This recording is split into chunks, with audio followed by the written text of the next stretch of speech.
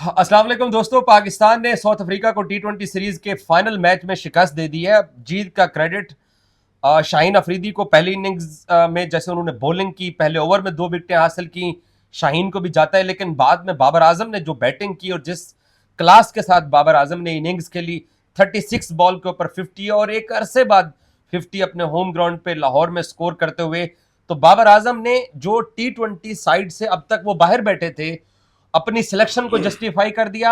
जो उनके बारे में ये कहा जा रहा था कि जी उनके स्ट्राइक रेट का मसला है, और जिस तरीके से वो 70+ रन की इनिंग्स खेल के गया, जिस तरीके से उसने एक जबरदस्त इनिंग्स खेली 70 रन के करीब, वो उसने अपनी क्लास शो की है। और हम जो मिस कर रहे थे एक ऐसा बैट्समैन जो कि यहाँ पे होता, फखर इस नंबर पे 3 पे खेलता रहा है, हमने ट्राई नेशन और एशिया कप में देखा है।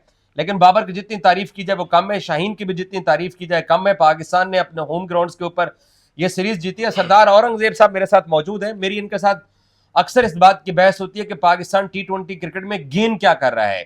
अब हम ये भी दावा कर सकते हैं कि जी साउथ अफ्रीका, अब वो स्टब्स नहीं है, ईडन माकरम नहीं है, रबादा नहीं है, लेकिन साउथ अफ्रीका की ये जो टी20 टीम है, ये वो टीम है जो कि साउथ अफ्रीका इस वक्त अपनी एक मुस्तनद टीम के साथ दुनिया भर में जाकर टी20 क्रिकेट खेल रहा है। सरदार जी, क्या Pakistan cricket team tri nation का फाइनल जीतना, ये साउथ अफ्रीका के खिलाफ सीरीज जीतना, एशिया कप का फाइनल खेलना, अभी भी पैसे पूरे नहीं हुए? नहीं, दुरुस्त कहा आपने। ये जो सीरीज पाकिस्तान ने जीता है, डेफिनेटली इससे पाकिस्तान को बूस्ट मिलेगा, और जो पीछे गलतियां कोताहियां कुछ रह गई थी, मेरे ख्याल में उस पर काफी हद तक काबू पा लिया है। इस टीम के अंदर जब फखर जमान आ जाएंगे तो फिर ये डिफरेंट टीम नजर आएगी। और वाकई दुरुस्त कहा आपने, जिस तरह शाहीन शाह अफरीदी ने आज बॉलिंग की, जिस तरह बाबर आजम ने आज बैटिंग की, तो इस तरह की परफॉर्मेंस हमें सीनियर से चाहिए थे। जब सीनियर परफॉर्म करते हैं तो फिर जूनियर भी उनके साथ अच्छा खेलते हैं। सलमान अली आगा का छोटा सा कंट्रीब्यूशन आप देख लें कि वो अच्छा खेले, और वही जो पार्टनरशिप थी वो लेके पाकिस्तान आगे चला और पाकिस्तान विनिंग स्टेज पे पहुंचा। तो मेरे ख्याल में ये बड़ा जरूरी था खुद बाबर आजम के लिए, क्योंकि बहुत सारी बाबर आजम पे बातें हो रही थी कि उनका स्ट्राइक रेट अच्छा नहीं है, उनकी टेक्निक कुछ अच्छी नहीं है। आज उनकी जो इनिंग्स थी,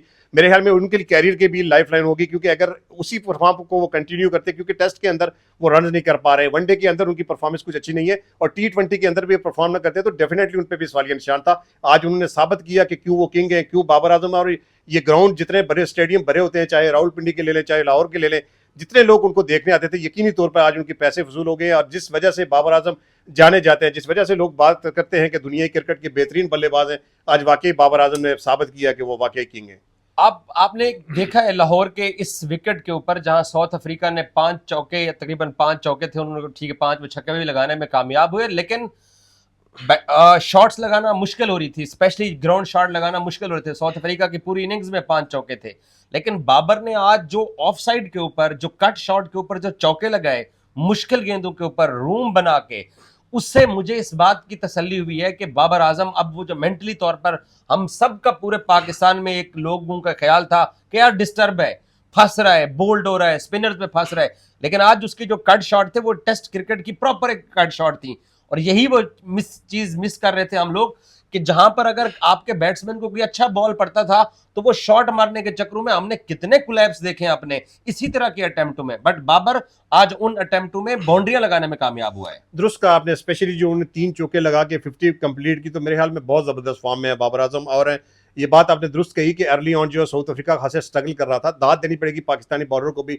शाहीन शाह अफरीदी ने इस तरह बॉलिंग की, लेकिन बाबर आजम की बैटिंग की जितनी तारीफ की जाए, वो स्पिनर के अगेंस्ट हो, फास्ट बॉलर के अगेंस्ट हो, जितनी तारीफ की जाए कम है। और मेरे ख्याल में ये बाबर आजम के लिए जरूरी था कि आज वो इस तरह की इनिंग्स खेलते। और बाबर आजम के रन्स करने से पाकिस्तान को जो कॉन्फिडेंट है, जो पाकिस्तान लैग कर रहा था, जो हम देख रहे थे टी20 हो, चाहे वनडे हो, चाहे टेस्ट क्रिकेट हो, वो हम बैटिंग में जो क्लैप्स कर रहे थे ना, तो ये बाबर आजम का रोल है, जो एंकर रोल है, खुद भी खेलते हैं और पूरी टीम को साथ लेके चलते हैं। इस चीज़ की कमी मेरे ख्याल में पिछले 1 साल की जितनी भी क्रिकेट हुई उसमें हमने देखने को मिली है, चाहे वो ट्राई नेशन सीरीज हो, चाहे वो एशिया कप हो, या चाहे उससे पहले न्यूजीलैंड की सीरीज हो, बांग्लादेश की सीरीज हो, वेस्ट इंडीज की सीरीज हो, तो वो एक लैग नजर आ रहा था कि मिडिल ऑर्डर उस तरह से परफॉर्म नहीं कर रहा। आज भी देख लें, जब बाबर आजम आउट हुआ तो फिर 15 रन बाकी थे, लेकिन उसमें भी हमने 3-4 विकेटें गवा दी। तो अभी भी मसले मसाइल पाकिस्तान की डेथ में है, लेकिन अगर टॉप ऑर्डर इस तरह की परफॉर्म करेगा तो मेरे ख्याल में रोज रोज आपको फिर डेथ की जरूरत नहीं पड़ती। अभी भी इस टीम में थोड़ी बहुत जो गलतियां कोताहियां हैं, तो मेरे ख्याल में नंबर 5-6 पे जो हसन नवाज वो परफॉर्म नहीं करे, इसको भी बेहतर किया जा सकता है। लेकिन ये बहुत अच्छा है कि आपके सीनियर परफॉर्म कर रहे हैं। जब सीनियर परफॉर्म करते हैं तो डेफिनेटली फिर जूनियर को भी एक बूस्ट मिलता है। साइम अयूब की जुम्मे वाले दिन लाहौर के अंदर शानदार इनिंग्स, टांग उठा के 9 लुक शॉटें, और जुम्मे के बाद अगला रोज हफ्ता होता है, हफ्ते वाले दिन डक के ऊपर आउट, और ये उनका 10वां डक है। दूसरी तरफ साहबजादा फरहान 2 चौके और 1 छक्का मार के भी 100 के स्ट्राइक रेट के साथ बाहर निकल रहे हैं। तो मैं साइम के ऊपर बाद में आता हूँ, उनके लिए चले मार्जिन छोड़ देते हैं कि कल उन्होंने एक अच्छी इनिंग्स खेल के आपको सीरीज लेवल करने में मदद दी। हालांकि 110 स्कोर था, और 110 जब स्कोर लगा होता है तो आपकी डिफरेंट अप्रोच होती है। 180 जब होता है तो तब फिर बड़े बड़े चैंपियंस भी फंस जाते हैं। लेकिन साहबजादा वाले अब ठीक है, माइक हेसन और सलमान अली आगा बड़े मुतमईन होंगे। अब आप कीड़े निकालना चाहें तो आप ट्राई नेशन में भी निकाल सकते हैं, एशिया कप में भी हम निकाल सकते हैं, सिलेक्शन में भी, परफॉर्मेंस में भी, यहां पे भी कुछ ना कुछ निकल सकता है। लेकिन क्या सलमान अली आगा और माइक हेसन, ये जो आपकी ओपनिंग स्लॉट का जो एक तसलसल ना होने का एक मसला है, ये भी तो एक मसला है भाई हमारे लिए। देखिए, दुरुस्त कहा आपने। साहबजादा फरहान की आपने बात की कि 2 चौके थे, 1 छक्का था, फिर भी 18 पे 18 थे, और ये मसला साहबजादा के साथ चली आ रहा है क्योंकि दुनिया के वो वाहिद बैटर है जिनकी डॉट्स बॉल की एवरेज जो है वो 50 से ऊपर है, 52 से ऊपर उनकी एवरेज है कि 52 बॉल्स जो है वो डॉट खेलते हैं। तो ऐसी एवरेज जब आपकी ओपनर्स की होगी, इतने डॉट्स बॉल वो जब खेलेंगे तो फिर कैसे सर्वाइव किया जाएगा। और साइम अयूब पिछली जो 10 इनिंग्स अगर उनकी बात की जाए तो 6 की उनकी एवरेज थी, 100 के करीब उनका जो है स्ट्राइक रेट था। तो डेफिनेटली आज एक मौका था, आज भी लो स्कोरिंग गेम इसे कह सकते हैं आप, 140 का था और उन्हें खेलना चाहिए था। ये 170 से मेरा नहीं ख्याल कि वो उनको जो खोया हुआ अतमाद है वो उनको मिलेगा।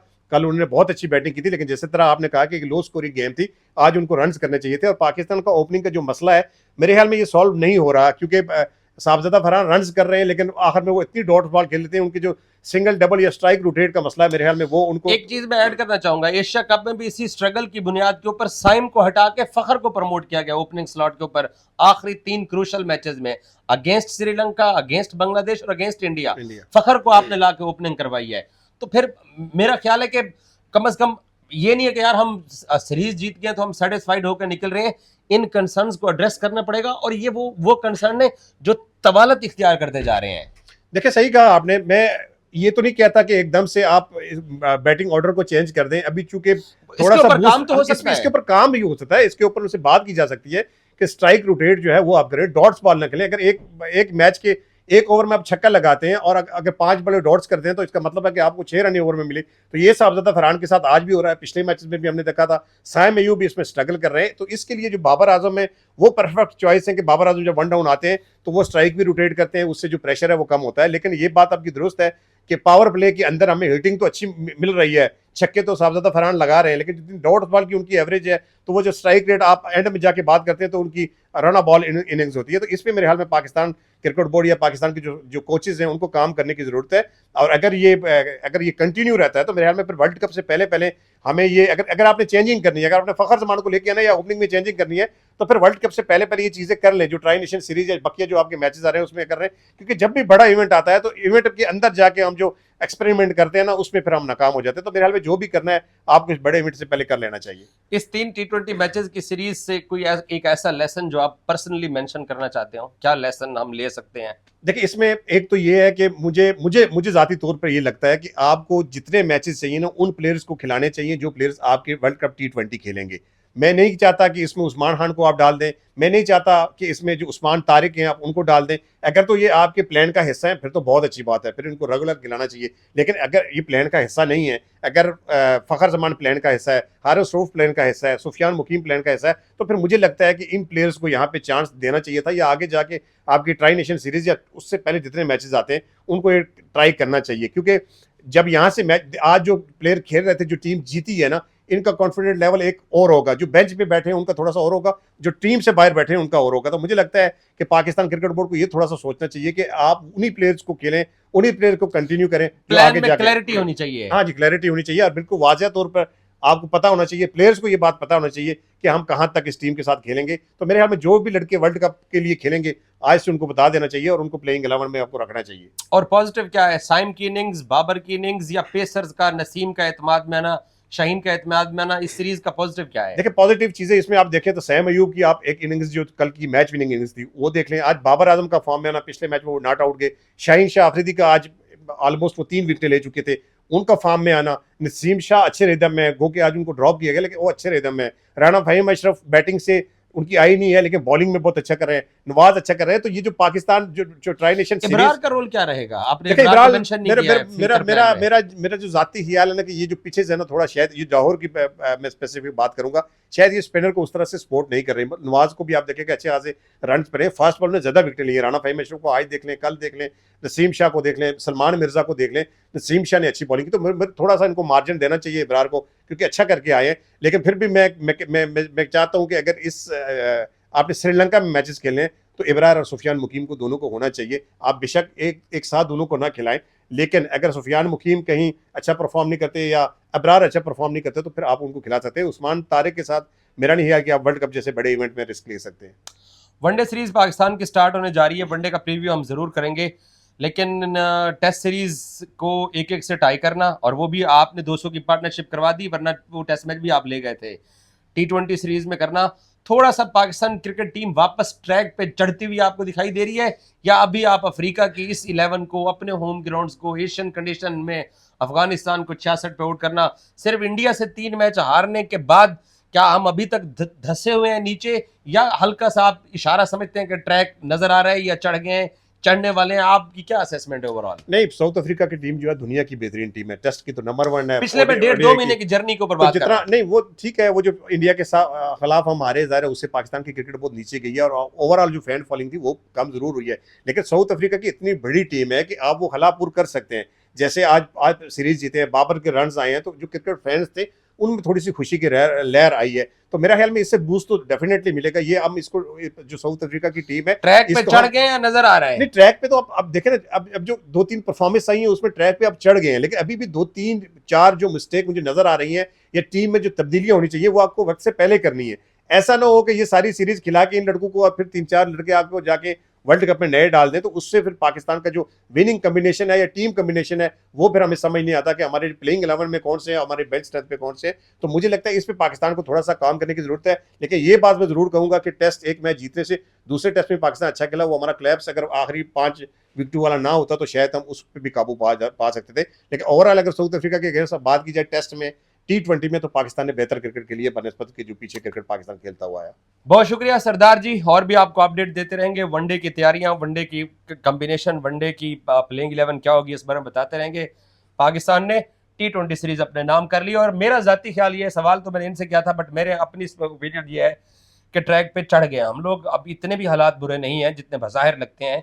आपका ट्राई नेशन जीतना, आपका सिर्फ इंडिया ने आपको मारा है, इंडिया की टीम तगड़ी थी, लड़कों का प्रेशर भी था, वहां पर भी आपने 12-12, 13-13 ओवर गेम पे कंट्रोल रखा। लेकिन इंशाल्लाह सिचुएशन आगे जाके और बेहतर होगी। Thank you so much.